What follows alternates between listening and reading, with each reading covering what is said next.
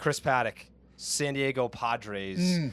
A guy that, by the way, so we do a podcast here, obviously, and at the beginning of each year, we go through all 30 teams because it's a national podcast. We have fans from every single team. We don't want them to complain, hey, we didn't talk about your team before the season. We got you covered. So when we got to the Padres preseason part, what we do is there's 3 of us usually, and each one of us picks a certain thing, a certain player that we want to talk about going into that year.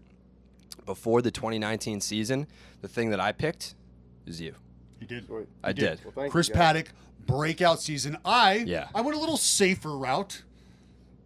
Tatis Jr. Yeah, you did. That was the limb that I went out on, right? Real stretch there, but obviously not a bad pick. Yeah, no, he goes down. But something interesting about you, as you know, Jared tattoo guy. Yeah. Myself tattoo guy.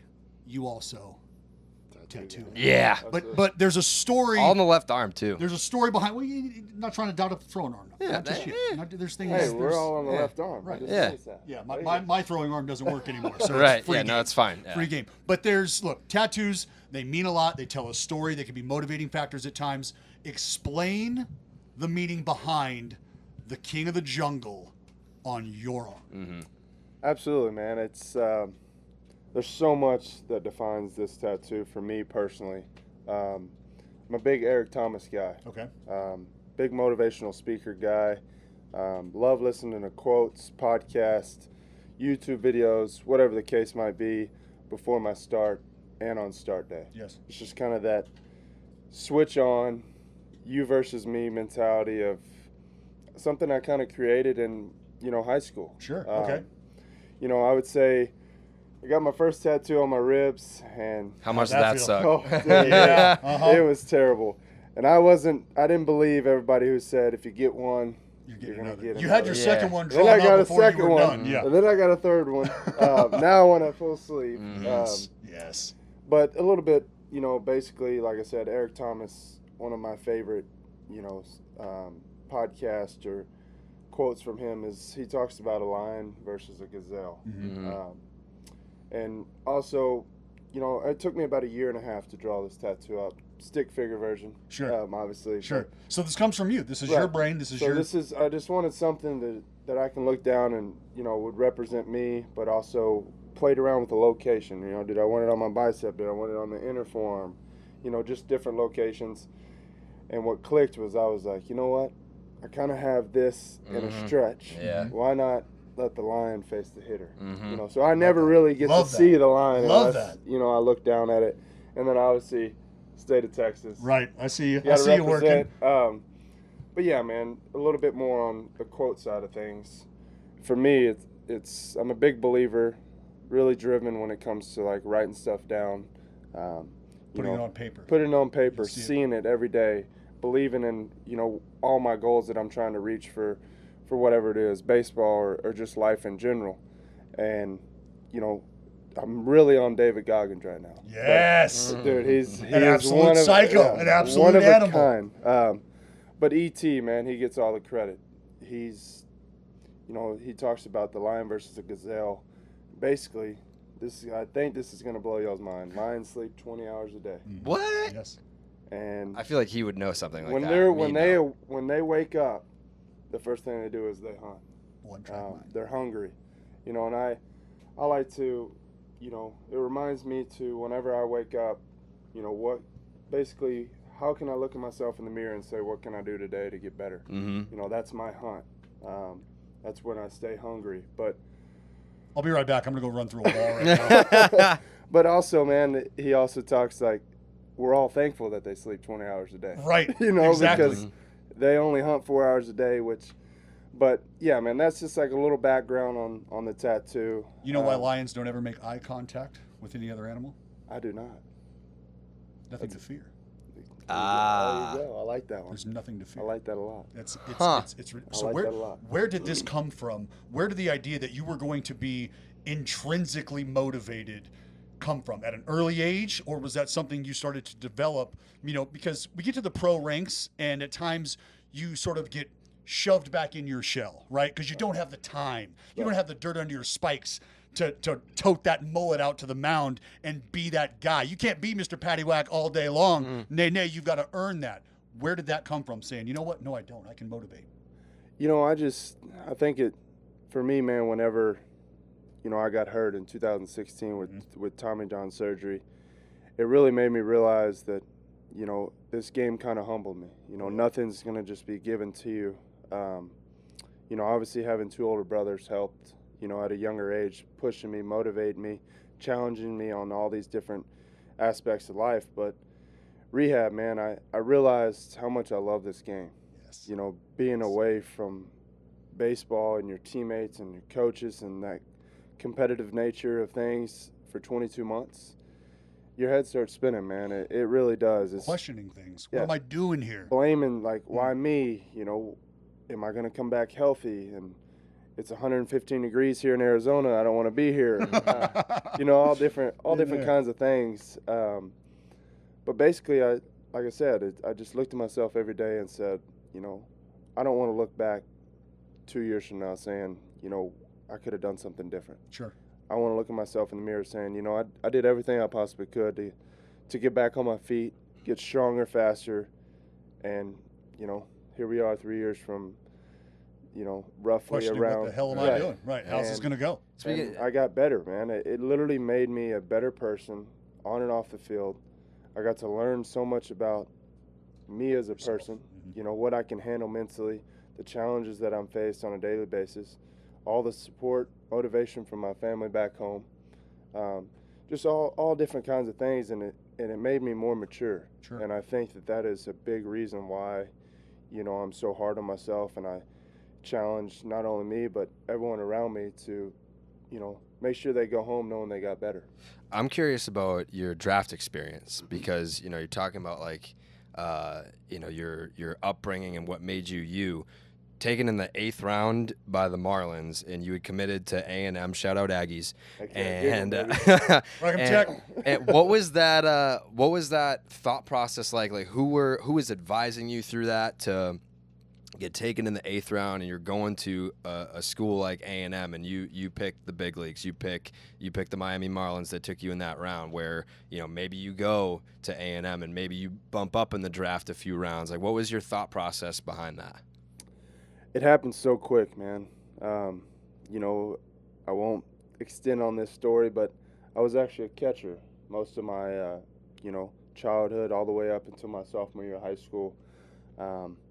Funny little story. We ran out of pitching. We played a 3-game series in high school at the time, and the 3rd game came along, and we ran out of all of our pitching. Mm-hmm. So, Connie Cochran, my high school coach, he was like, hey, man, I know you pitched during the summer. I know you have a little experience. We need you on the bump. Long story short, my best friend Ryan Johnson to this day was committed to Vanderbilt University. And just, he was an upperclassman. I was a sophomore. He was a senior. Just a guy I looked up to. Yeah.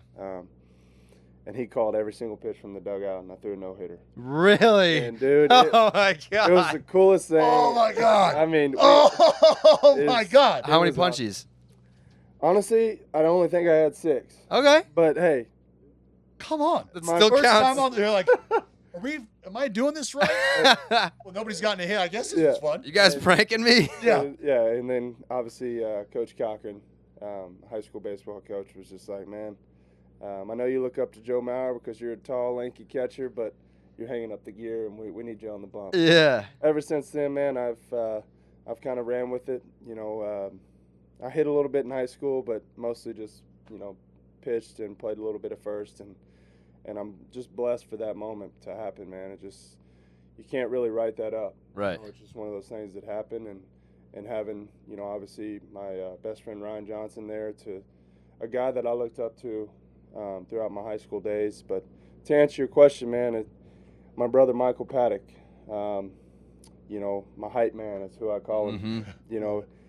We went through the whole process of, college recruiting all the way until the home visits of getting major league teams in and out of the house. And that was a cool experience, man. It's something I'll never forget. We went to a few visits here and there with my brother, and then obviously I pulled the trigger on Texas A&M.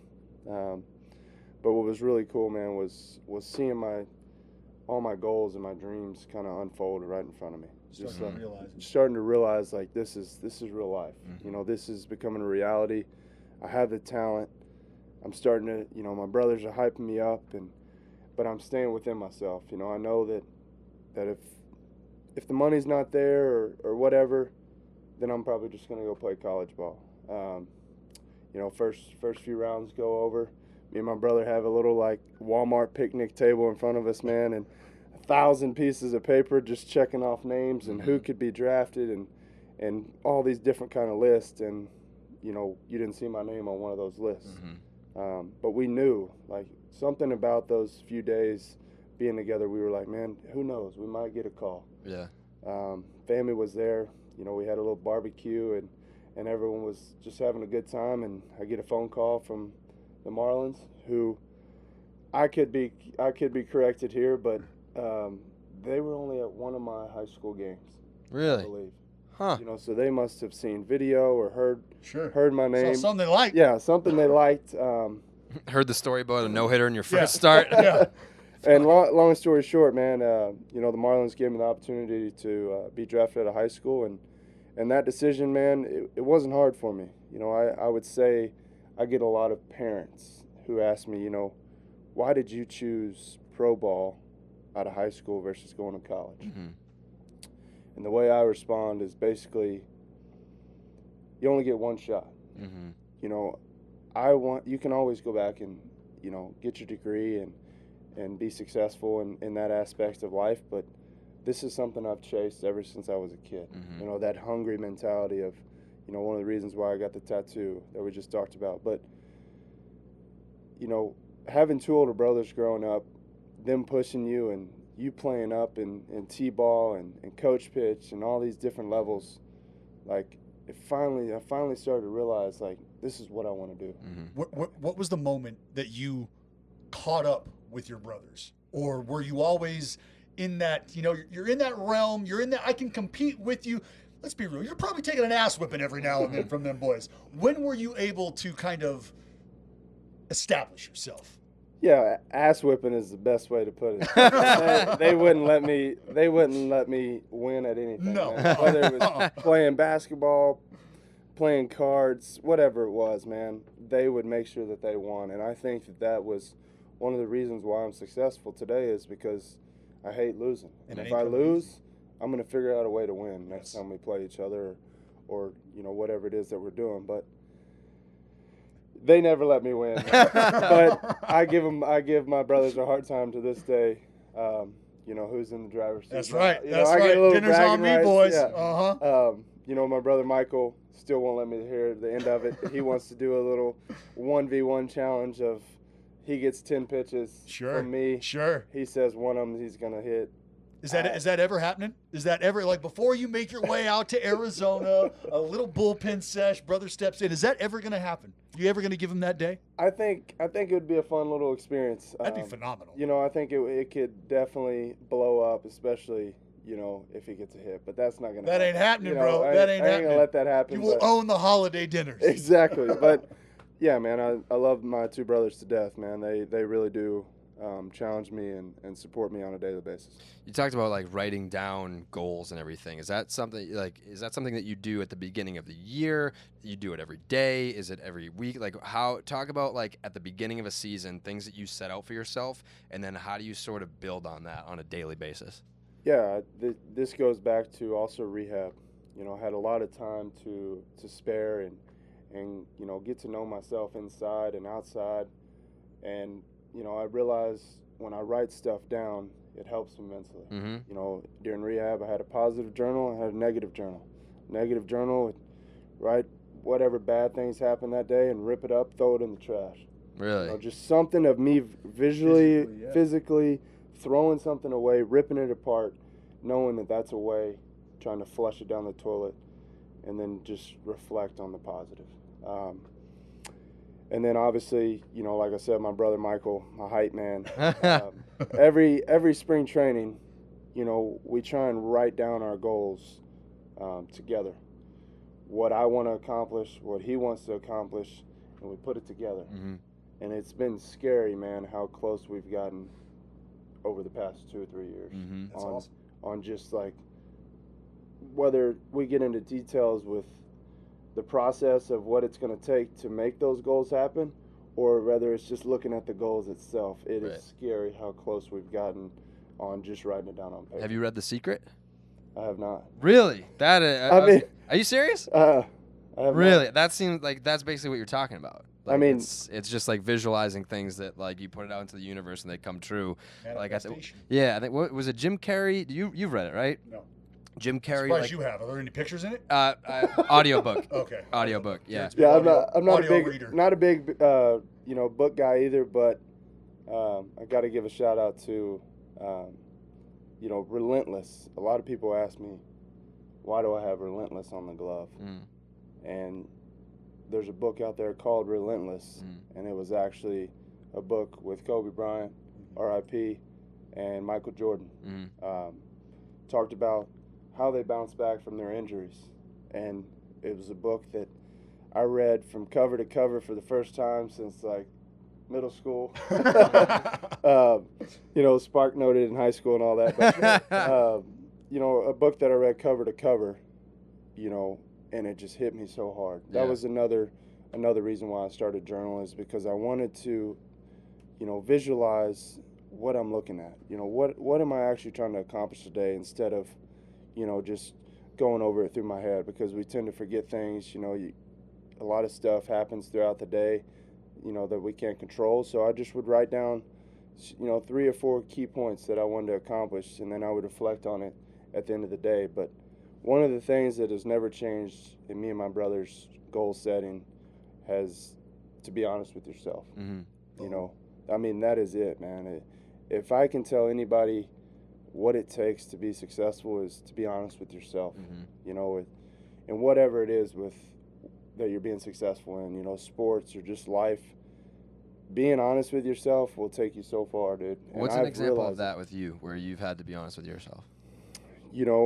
Instead of making excuses about, the team hit me around, and, I made good pitches. Yeah, I made good pitches, and, so-and-so didn't do their job, and just blaming and not taking in what was actually your fault, instead of, day one, I kind of slacked off in the weight room, and, my bullpen, I lost focus. I saw a pretty girl walk by, and, I lost focus of what I'm trying to accomplish that day. And then it just, domino effects from there on out.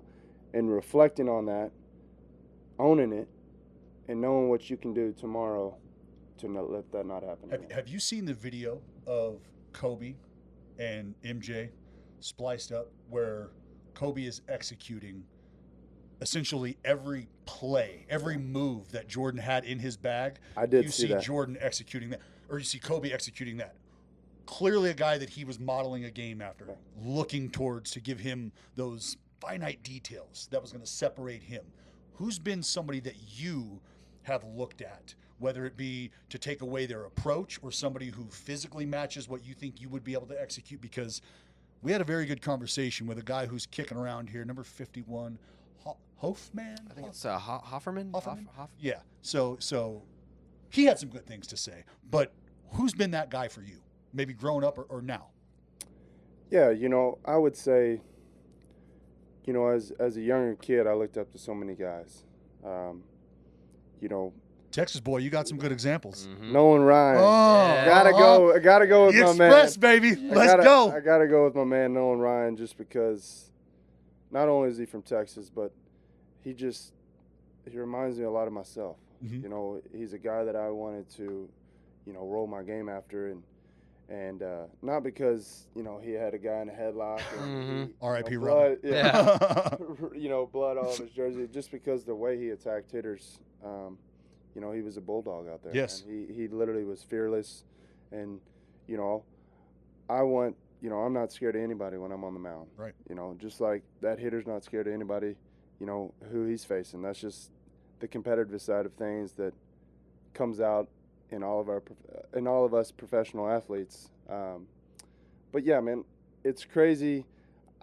Believe it or not, one of my biggest idols was Joe Mauer. Sure. Because, like I said, growing up, I was a catcher most of my life. Right. And I would always hear, well, you're too tall, you're too skinny. And, I would always look up to make sure that I was correct. Joe Mauer, 6'5". Big boy. Matt Wieters. Big boys. One of the bigger, taller catchers in the league. It's always, your short, stocky guys that can move back there. But that was, obviously knowing Ryan. But I would say if I had one guy that I looked up to at the time, Joe Mauer. Joe Mauer. So you had a hell of a rookie campaign, getting the nod, being told you're going to the big leagues. Everybody's got a story. I have a pretty cool story. It was fun for me. Take us through the moment you are notified you're going to the Grandes. It was awesome, man. I mean, words can't describe that feeling that I had there in Seattle. First of all, it was the first time I pitched in a big league ballpark. Sure.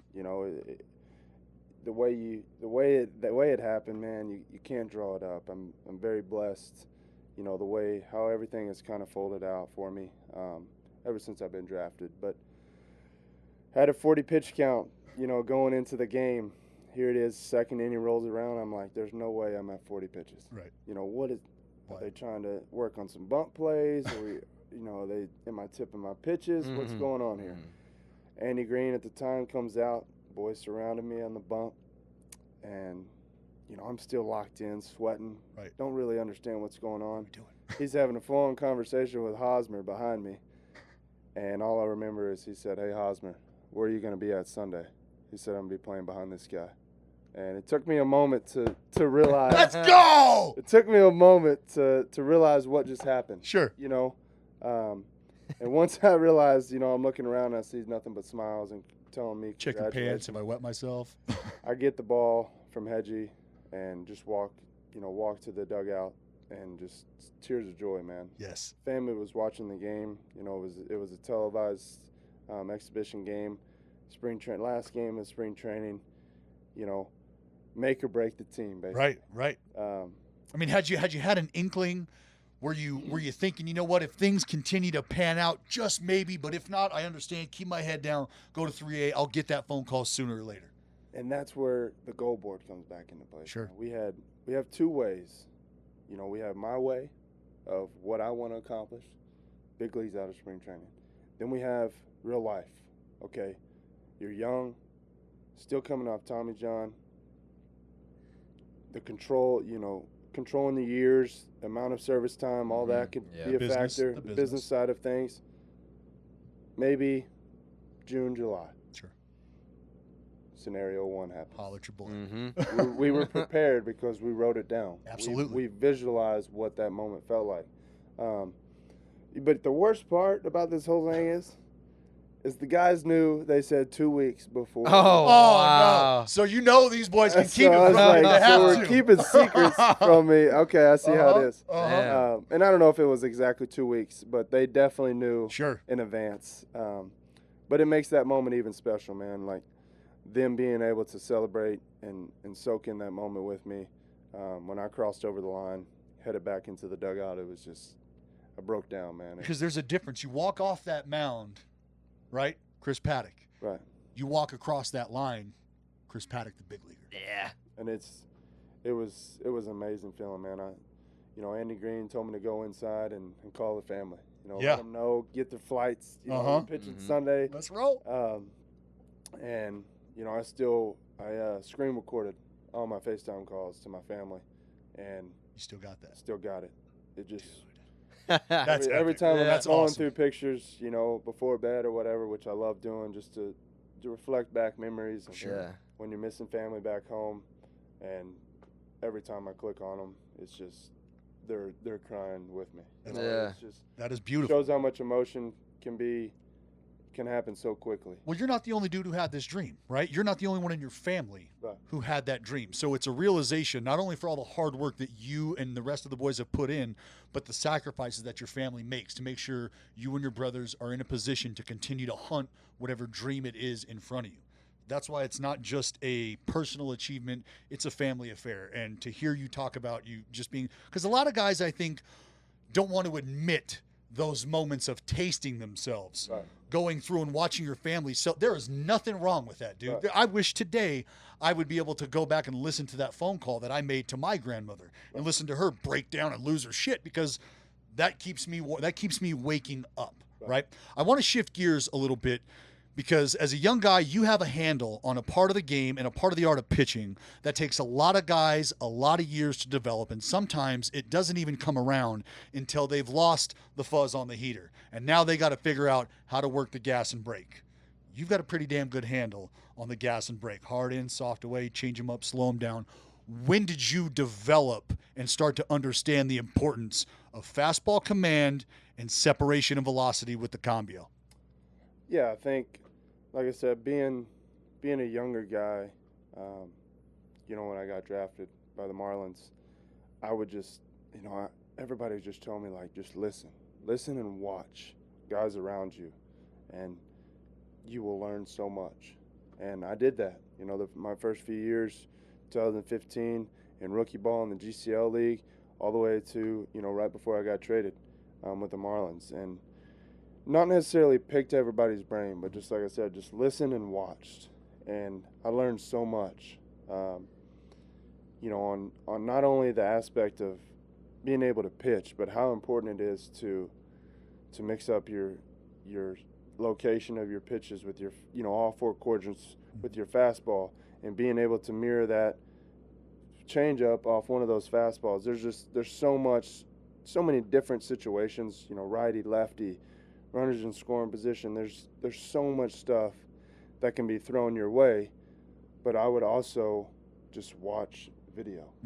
YouTube. So you video guy, good. Big visual learner, big believer in that.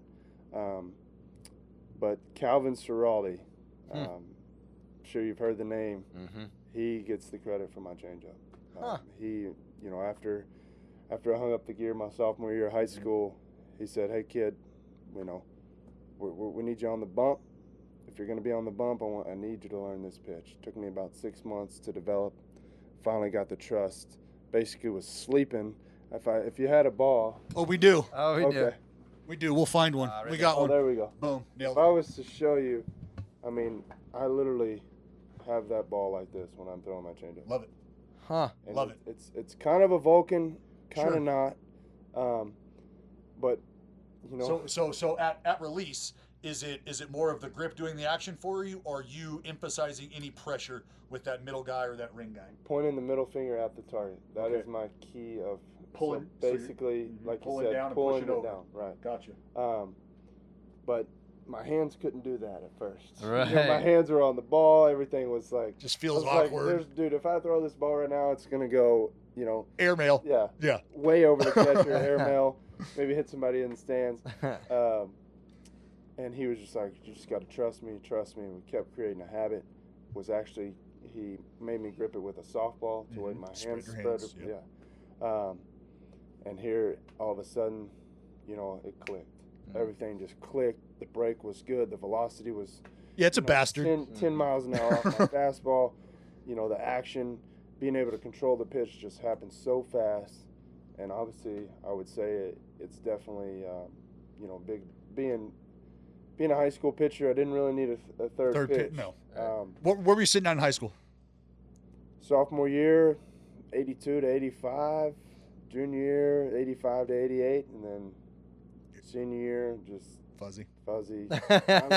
Finally hit my growth spurt thanks to my mom being 6 foot. Yeah. There you go. There you go. But I would say 91 to 95 in high school. Damn. That's fair. Yeah. And it wasn't until those big moments to where I realized that I had 93, 94, 95 in the You tank. can go get it. When I know scouts are coming, I get that extra little. Well, what's that like? Because I played with a guy, and I went to high school in the ghetto. There's nobody coming to watch us play baseball.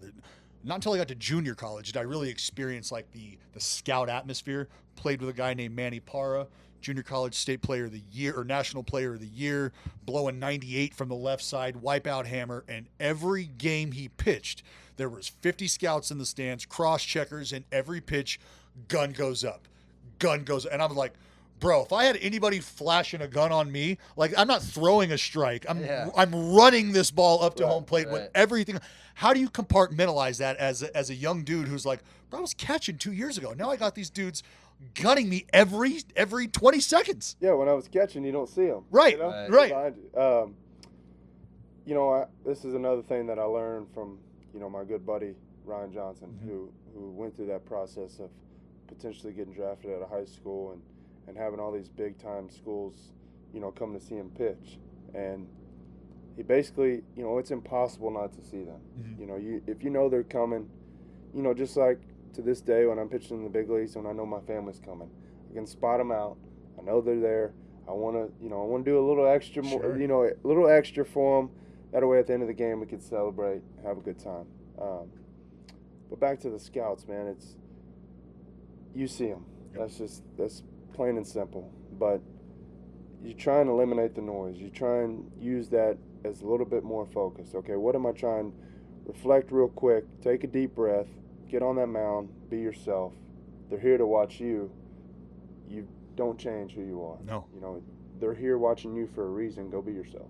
That's awesome advice because we've got a lot of young kids and a lot of guys who high school, on their way to college, looking to continue their careers that are always questioning, how did you handle pressure? How did you handle expectations? And I can say it, I can talk about it on the podcast till I'm blue in the face. They love to hear it from guys who not only they're looking up to, they're watching every day. It kind of gives them a blueprint. So I really appreciate that. To have a little fun with you, man. You come walking around the corner today. You got the cowboy hat on. You got the cactus boots going. You've got a look. You have got a look. Was there any hesitation in continuing to be yourself, or did you have to sort of reel it in, tone it down, wait for the breakout, and then let everybody know who Pad Daddy is? You know, man, it's me. Sure. You know, and I think It's authentic, for sure. I think that's why it's so special. Is because, you know, I don't do this for the noise and the attention. You know, I've done this all the way. You know, you go ask my high school coach. I've done this all the way back to when I can remember, whenever I really wanted to be a professional off the field. You know, I always am a believer, you know, and everybody that I talk to before I made it to the big leagues is like, you know, how do you want to represent yourself off the field? Yeah. You know, you look at Kobe Bryant's of the world, guys that just have a legacy that will never get lost. You know, that's basically how I want, you know, people to look to me. One of the coolest things, you know, that I'll never forget is Pete Zamora, my pitching coach in Lake Elsinore at the time, a few years back. He get an interview and he's like, why does Paddack, you know, why is he dressed like he's going to a funeral? You know, he pauses for a minute. He said he is going to a funeral. He's going to theirs. And I was so fired up. My God! I was so fired up. I am aroused. Yeah. I am aroused. But I was so fired up, man. And what was cool about even the sheriff and everybody noticing my look, I don't do it for attention. No. You know, it really is me. You know, and I'm very, it fires me up. Don't get me wrong, that how much it's blown up and how people can, you know, whenever you're pitching and you see, you know, 50 foam hats, cowboy hats. Love it. It Got fires to. you up, man. Hell yeah. It's just like, this is. Especially in SoCal, man. They're on board, brother. Exactly, They are exactly. on board. Being on the other side of things, you know, I remember I was that kid in the stands, and now I'm that guy on the mound. Right. Just basically, I'm never going to forget where I came from. Basically, is the best way to put that is I want to represent where I came from the best way I can. And that's, you know, that's where kind of the suited and booted look came back. God, What's the full pitch repertoire right now? So just a fastball, four seam, Yep. my change-up, Yep. the Vulcan, whatever you want to call it, Yep. and then I have a spike curveball that I'm learning. Okay. You've been that working on I've that, been right? working You've been on- grinding that axe yeah. this spring. And I worked my butt off all off season to come into spring training knowing that, you know, at this level, man, two pitches aren't going to get the job done. So you got those three pitches. You can ditch one of those pitches and pick up someone else in the league's exact same pitch. So you can ditch the curveball, pick up someone else's curveball, ditch the fastball, pick up someone else's fastball. Ooh. What pitch are you ditching and who are you taking it from? Ooh, that's a good one. I'm gonna have to think about this one. What pitch? Okay, I like that a lot. Man, it would be nice to throw 100. Yeah. on a Sure. regular basis. Yeah. Sure. So whose Um, heat are you taking? That shit's overrated, Patty. Come on, everybody Yeah. does that. I know. Shit's overrated. Ain't guys I know, out in the bullpen blowing hundos.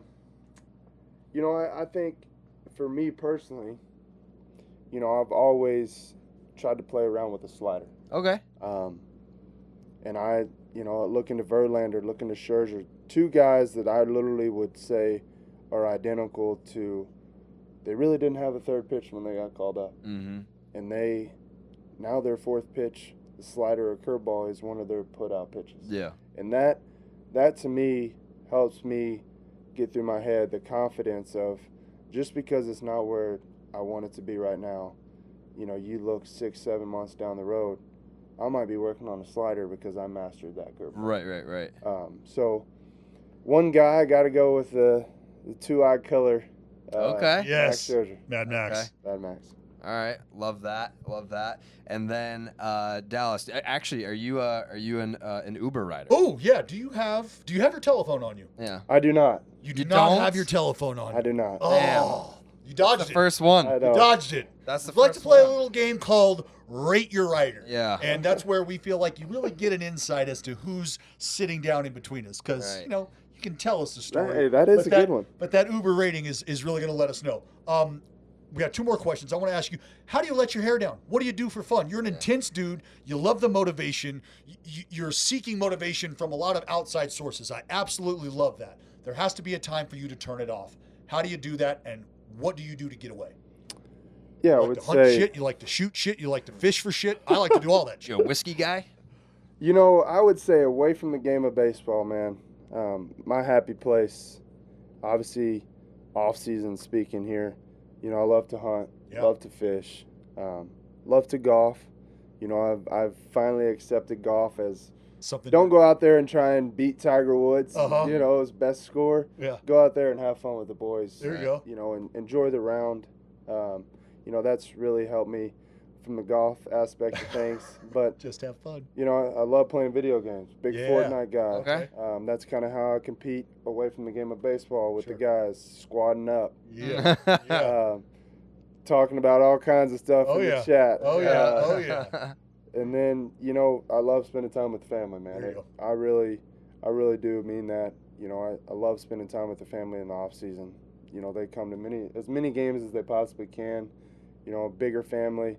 We're super close, and that I would say being around them, makes me happy and also a better person. So I love those special moments. Love it. Love it. Hit him. Caribas. Last question we ask to every single guest that we have on.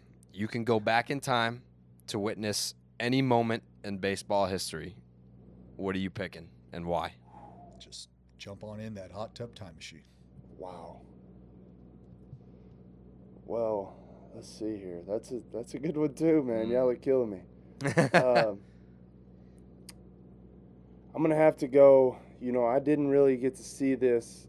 Believe it or not, fun fact is the first major league game I went to was Texas Rangers. Okay. Ian Kinsler.